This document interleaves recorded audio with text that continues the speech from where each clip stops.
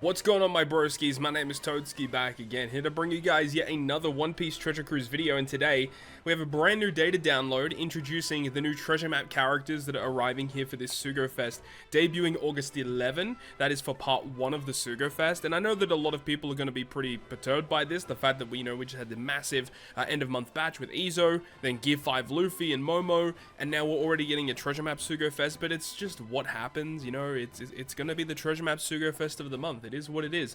Now look, we have a lot of new players coming into the game right now. So for people that are new to the game and haven't experienced treasure map, or maybe are returning players and they start in the lowest league for the first time, the thing about it is it's not going to be as bad for these types of players, because you can just build a team with your highest boosters and just use it versus everything. It's not going to be a big problem. This is definitely going to be interesting though as we move forward into, the Grand Line and New World League.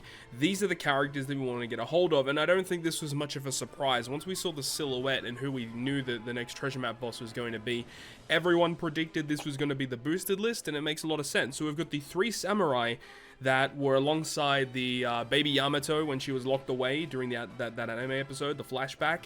I don't remember their names off by heart, but hopefully we'll remember to learn them here. So as we said, the TM Sugo, August 11, you've got part 2, which is going to be August 12th, and then August 13th for part number 3.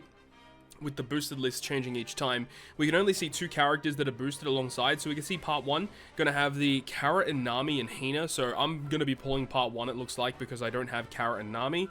We have part 2 here, which has Carrot Wanda as well as Jinbei. Carrot Wanda is amazing, and then you go on to the 3rd part, which has Izo and Okiku as well as Jewelry Bonnie. Bonnie's pretty good and actually has great synergy with Gear 5 Luffy, so that is an interesting one to see there.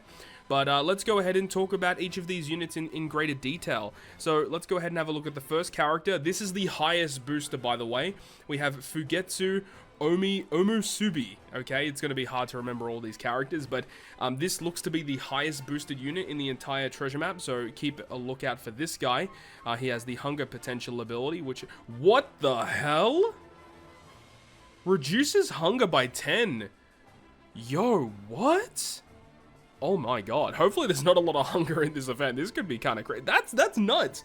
We've never seen hunger be reduced by that much. Like, that's actually crazy, dude. Holy crap.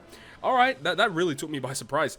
Alright, this guy's special ability, though, reduces cooldown by 2 turns at the start of the quest. Or no. Well, no. His special does give cooldown. I was thinking it's the captain. It's not the captain ability. The special gives -2 cooldown. Damage dealing special that goes through defensive effects and base defense. That's actually really good. And then he will go ahead and remove 6 turns of defense up, changes block into Wano slot, that's actually really good, and then sets the chain multiplier to, for 3 turns based on the damage received from the enemy. So, okay, so you get a 3-turn chain lock, a 3.25 chain lock, but if you have taken 40,000 or more damage, it's a 3.5 chain lock instead. Not a massive difference. I assume that there's going to be an attack down based on chain in this dungeon. Obviously, block slots and the fact that he can change block into Wano, that's a huge benefit. And also dealing with special reverse, dealing with defense up. This is a super solid unit, honestly. As long as he has the crewmate ability, yes, he does resist 2 turns of special reverse. Yeah, this guy's pretty solid. Not a bad unit at all. Support effect, attaching to Yamato. Reduces the crew's HP by 20%, but sets the chain multiplier to 3x for 1 turn and changes the supported character slot to recovery at the start of the final battle. It's really good. We're seeing a few more supports come out now that have HP reducing effects.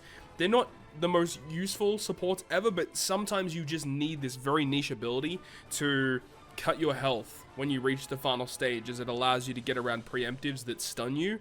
Very useful effect to have, so I like it. I think this is a very good character overall. Good crewmate ability with special, as well as a great hunger removal. That really took me by surprise, and then a very powerful special as well. So Omusubi is actually pretty decent. The next booster is going to be Shimotsuki Ushimaru. I think a lot of people know this guy.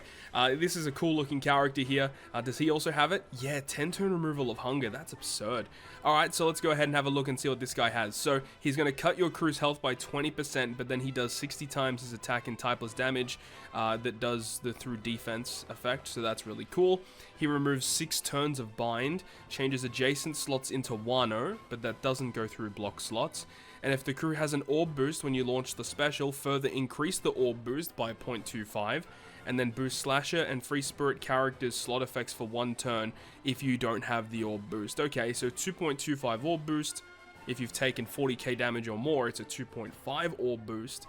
Yeah, so this character is probably not as good as the other guy that we just had a look at, but still not terrible. I mean, 6 turns of bind removal is nice. He's a slasher that removes bind, so you can have Whitey base support to remove even more bind. So like this with that support can actually remove up to 8 turns of bind. That's pretty incredible.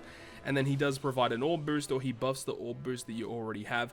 He also is a self-health cutter, so if you have to get around stun once again, you can do that with his special ability.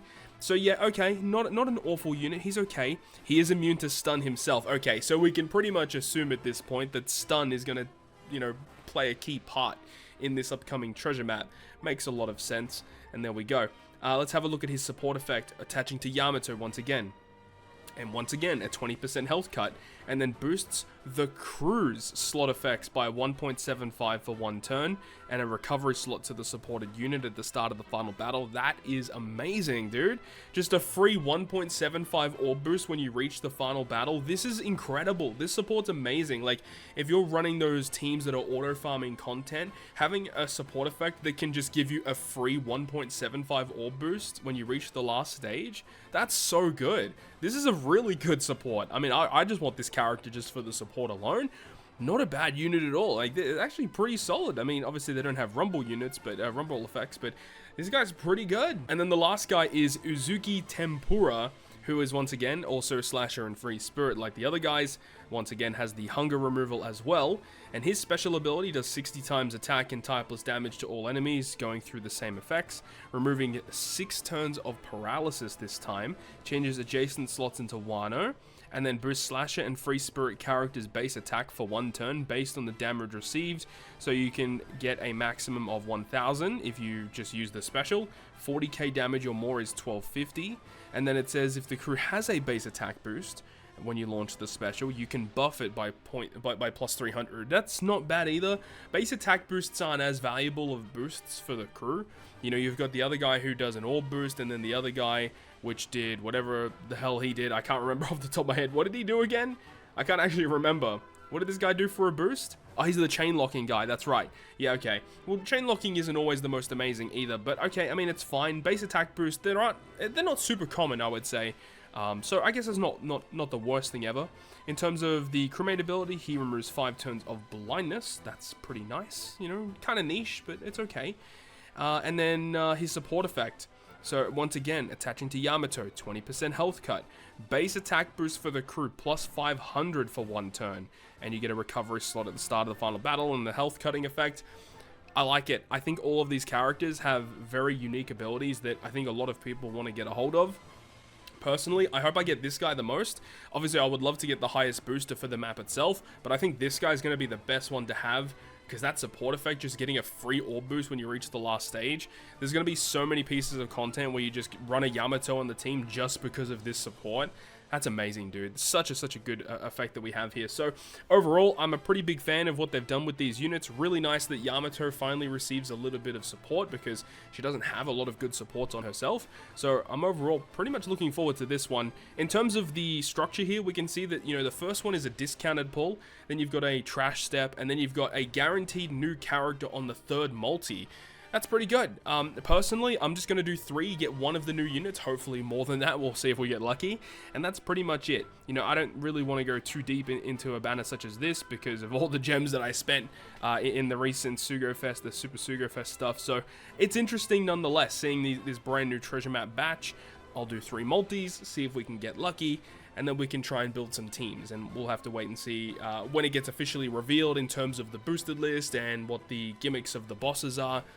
We'll see what happens, and of course I'll bring you guys preparation videos in regards to all of that too. So hopefully you enjoyed the video, and if you guys did, make sure to go ahead and leave a like, and if you want to stay up to date with all the content I post, including more One Piece Treasure Cruise content, make sure to hit the subscribe button down below. On that, guys, I'll see you guys within the next video.